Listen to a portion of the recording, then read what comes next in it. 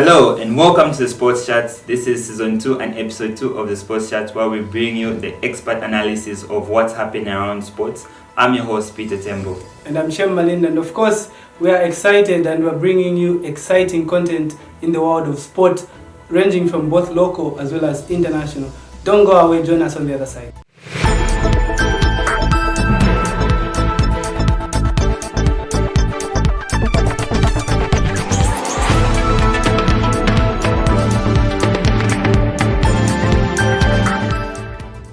Peter, we begin the show on a very sad development where we lost Anthony Mwamba, who was, until his death, Exodus Boxing Promotions promoter. And he, in his days as an athlete, was part of the people that actually represented Zambia in 1988. Most people think 1988 Olympics were synonymous to the Zambia national team, where Kalusha actually flourished.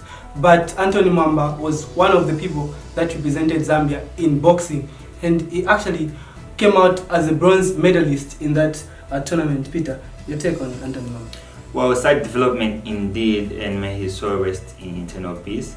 The boxing world in Zambia has actually lost a great man who contributed a lot, not just on his personal level, but also in the influencing of boxing as a whole and as a sport in Zambia. He actually did a lot of things. Talk about the likes of Esther Perry. He mentored such great athletes who actually became iconic in the world of boxing in Zambia and in international boxing at large.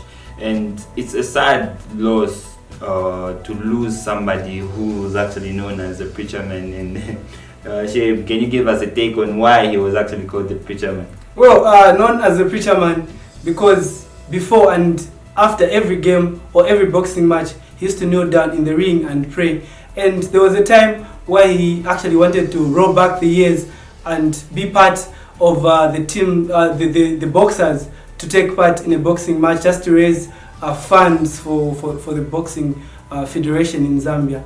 And sadly, we had to lose him at 61, and obviously people that he has left behind will actually take up the mantle and ensure that more boxers are groomed into professionals, just like Esther Perry and Catherine Perry.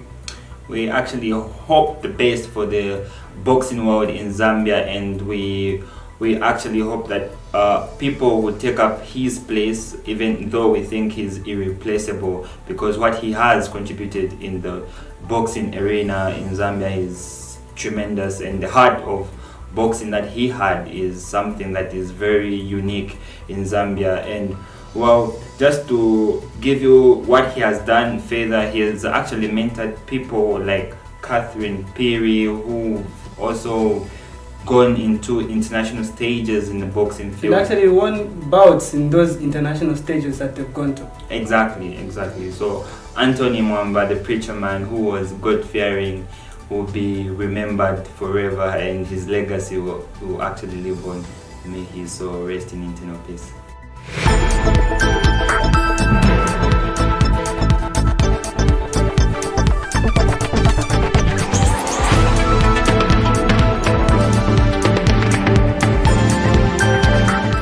Well, our next topic of discussion is Zambia's performance in the ongoing African Nations Championship, popularly known as CHAN. And this tournament is actually taking place in Cameroon. Zambia are in Group D together with Guinea, Tanzania, as well as Namibia. And they played an interesting game against Guinea. Peter, your take over that game?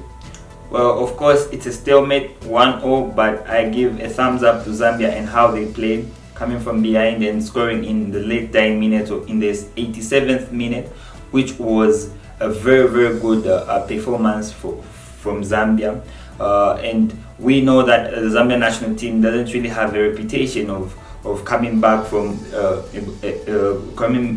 behind to actually get a result, but we did prove ourselves wrong this time, and Spencer Sautu scored a very brilliant goal, and I give him a thumbs up for that goal. Talking of Spencer Sautu, Peter, he actually, after the match, after that goal, he was called for an interview, and he stressed the fact that he had the belief, despite the team going down in the 60th minute, he had the belief in himself that Zambia will come back in the game. And after being a substituted on, after being introduced rather, he actually ended up scoring in the 87th minute of that game.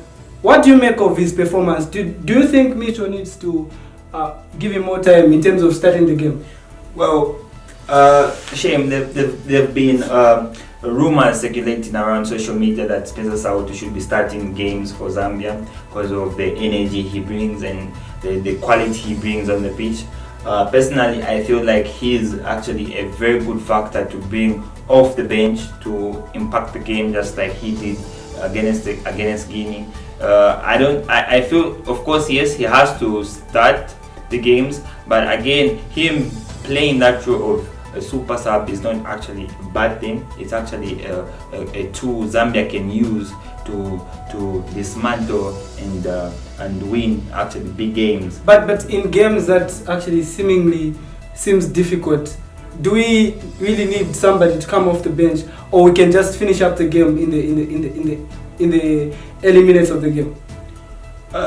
We can do that, but we are playing a tournament, and the Chan tournament is a very competitive tournament. We look at how other teams are performing in other groups. Talk about Morocco, talk about Togo. Not even going far, Guinea actually played well in that game. They gave us a good run for our money. Spencer Sautu was a good factor to bring on in such a scenario, because Zambian players at that point were hopes low. They were really didn't really have hopes of having a result in that game. But what he brought was energy and the belief, and we need players such like Spencer Sautu to impact not just the game, but also the attitude of players inside the game. So I personally feel he's a very good factor to come off the bench and impact a game. Mitchell should be thinking of starting him against Namibia, which would be very interesting for me to see the lineup on how he will actually line up the Zambia national team.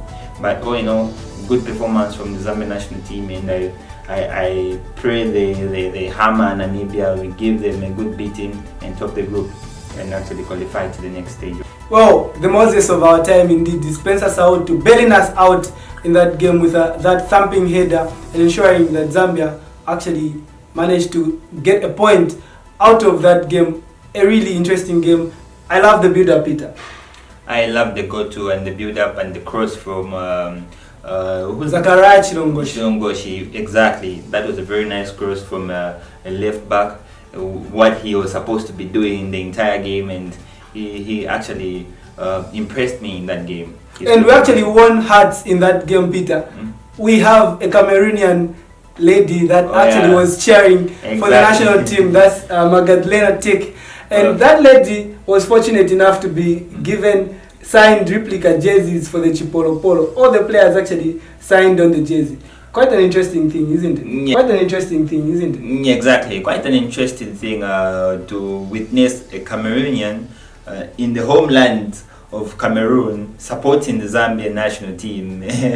Well, personally, for me, that was something that really gave me goosebumps. I've never seen a foreigner in my entire life who had so much passion for the Zambian national team, and I feel that is a wake-up call for us Zambian fans to actually cherish our Zambian national team and actually give them that extra factor of support that they need in these big tournaments. And what she actually said about the whole scenario of supporting Zambia after being approached by Zambian delegation in Cameroon is the factor that she's African and she loves to see all African teams doing the most in each and every tournament, and she actually picked Zambia in this instance and she cheered for the team like no man's business. Pretty good thing, and hopefully we will have more coming to the party and supporting Zambia in the next fixtures. Exactly. We hope you support Zambia throughout the Chan tournament, and we hope our national team will actually bring the trophy back home. Well, on that note, that marks the end of that story. See you on the other side.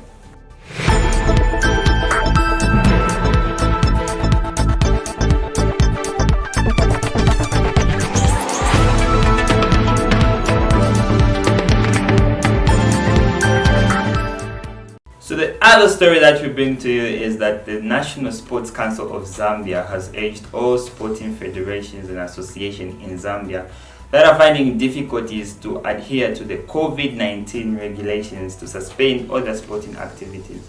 This is after the General Secretary, Raphael Malinda, said athletes are being given priority during this period of the virus. So, Shem, what do you think about this story?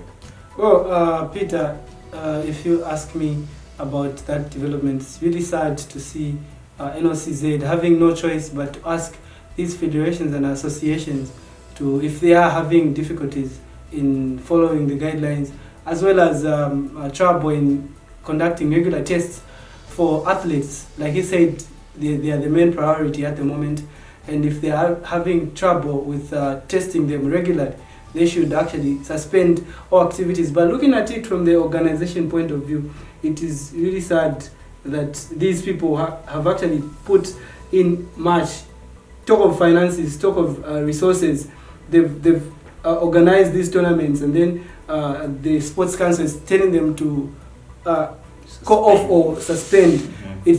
It's an unfortunate situation, but I believe most of them have the capacity to ensure that athletes follow the guidelines, as well as they are living up to the standards that are expected by the Ministry of Health, and they will ensure that they carry on with the championships as well as the tournaments they've organized. I was talking to the Badminton's Association Vice General Secretary, who is Juma Moho, recently, yes. And he told me that they have organized a championship, and they are not even considering of calling it off. So developments like that will ensure that they actually adhere to these guidelines that are being set by the National Sports Council as well as the Ministry of Health. Well, it's important to mention that when they say guidelines, they actually mean social distancing, wearing of a face mask. But we also have to put into consideration that our clubs, let's put it into football, or in the world of football, are clubs able to conduct COVID-19 testing for players, even for coaches, those people who are participating in these tournaments? Are they able to actually conduct COVID-19 testing before they actually go and compete in these tournaments? Talk of finances, we know that FARS and just the nation at large were struggling in terms of carrying out the COVID-19 testing. It's actually a very interesting story, and personally I don't blame the council for calling such a measure on federations and associations. And if you look at the capacity of these federations and associations, comparing them to football clubs, these football clubs are hugely funded. We have Red Arrows being funded by Zambia Air Force. We have Zesco United being funded by an electricity utility company. So for these associations, most of them actually lack funding in terms of going for championships outside the country. So looking at that capacity and that financial muscle, I believe the call by National Sports Council is the right one, and it will actually mitigate the number of people that will be infected with the coronavirus pandemic. Well, that story is very interesting, and we'll give you updates on how the story actually goes and turns out to be, whether competitions are going to be called off, whether if actually even the Zambian Super League, MTN Super League, is going to be called off, and how these federations are going to react concerning the guidelines that have been put across by the National Sports Council of Zambia. Well, on that note ends that story, and catch us on the other side.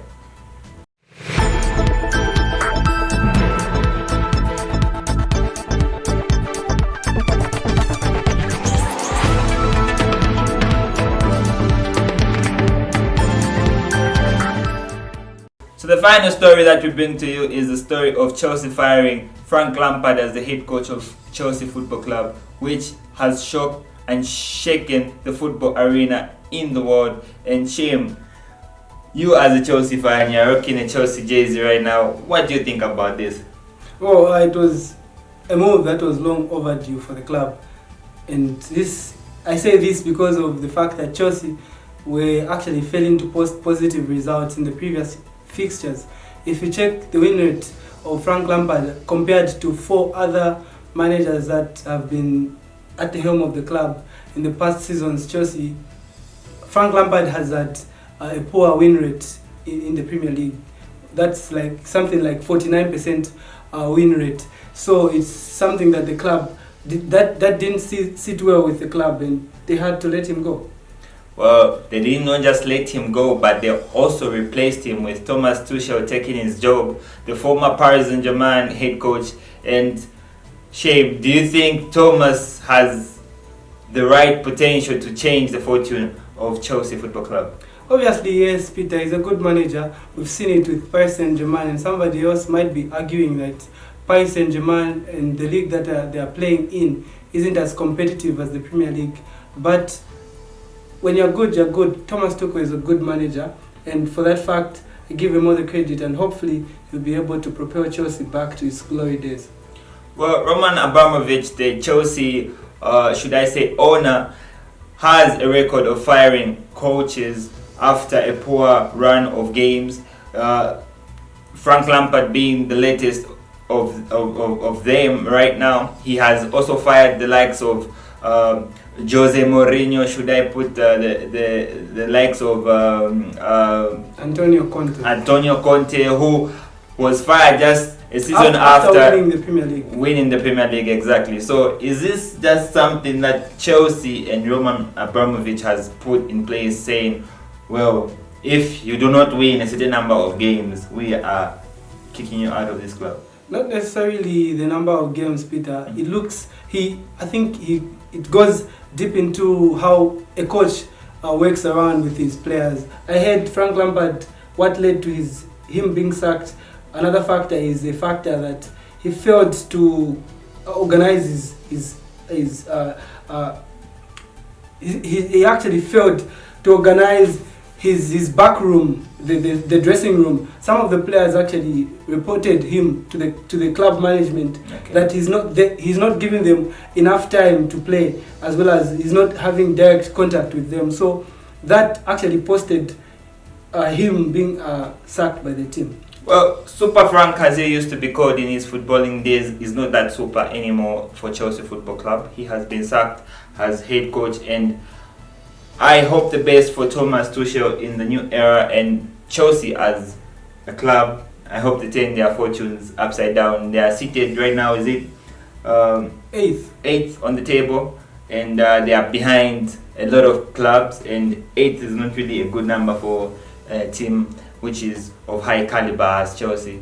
Well, on that note, we come to the end of this episode of the Sports Chat. But here is a recap of stories that we had in this episode. Firstly, we had the death of Anthony Mwamba, who until his death was the promoter of Exodus Boxing Promotions. And we also looked at the National Sports Council, which was urging federations as well as associations that are unable to run their activities during this second wave of COVID-19 to suspend their activities. And we also went further to look at Zambia's performance in the African Nations Championship, of which their second game in Group D, they played to a stalemate 1-1 draw in Limbe. Then we also tackled the issue of Frank Lampard paving way for Thomas Tuchel in the English Premier League.